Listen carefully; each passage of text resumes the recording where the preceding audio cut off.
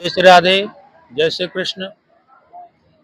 Sudarshan channel सहित CEN के सभी दर्शकों को बहुत बहुत बधाई। दशहरा का पर्व बीता। भारतीय त्योहारों का ये पर्व हमेशा उद्देश्य पूर्ण होता है और सांस्कृतिक संकेत देते हुए ये पर्व हमेशा चलते हैं। दशहरा पर्व के दिन शस्त्र पूजन का जो विधान है वो इसलिए कि हम सशक्त रहें और देवी देवताओं की तरह हम भी शस्त्र धारण करते रहें। सप्तदिवसीय कथा के माध्यम से यहाँ पे भगवत भक्ति की चर्चा की गई और बिना किसी राग द्वेष के केवल भगवान की कथाओं को हम लोगों ने श्रवण किया। लेकिन जिन भगवान की कथा हम श्रवण किए वो भी अपने एक हाथ में बांसुरी और दूसरे हाथ में सुदर्शन चक्र रखते हैं।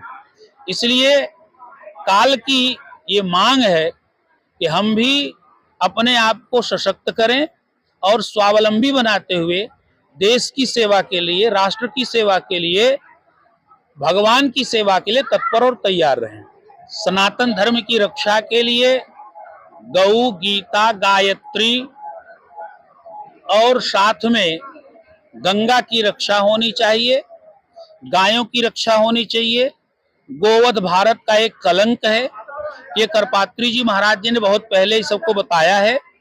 अगर सनातन धर्म की रक्षा करने चाहते हो तो गीता, गायत्री, गंगा और गायत्री की सेवा कीजिए, गंगा मैया को निर्मल बनाने की व्यवस्था कीजिए, गौ पालन कीजिए, प्रत्येक दरवाजे पे गाय होनी चाहिए और सब लोग गोभक्त होवें, गौ माता की सेवा करें, गौ की रक्षा में समर्पण रहे और साथ में देश में एक कानून आवे जिसमें गो हत्या को प्रतिबंधित किया जाए।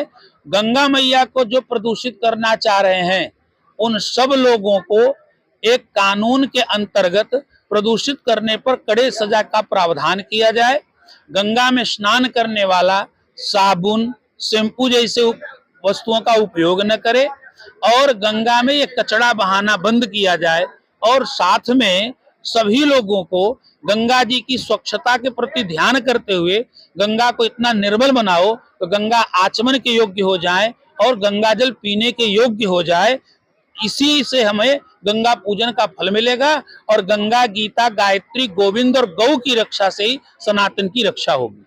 रानी दुर्गावती से लेके रानी झांसी से लेके गार्गी से लेकर के देवी दुर्गा तक की सारी कथाएं सुनाई जाएं और सर्वत्र रूप से, समग्र रूप से, इन्हें व्यापक रूप से ये नृत्य आदि की कला कौशलता को छोड़ करके शस्त्र आदि को चलाने की कौशलता को सिखाया जाए।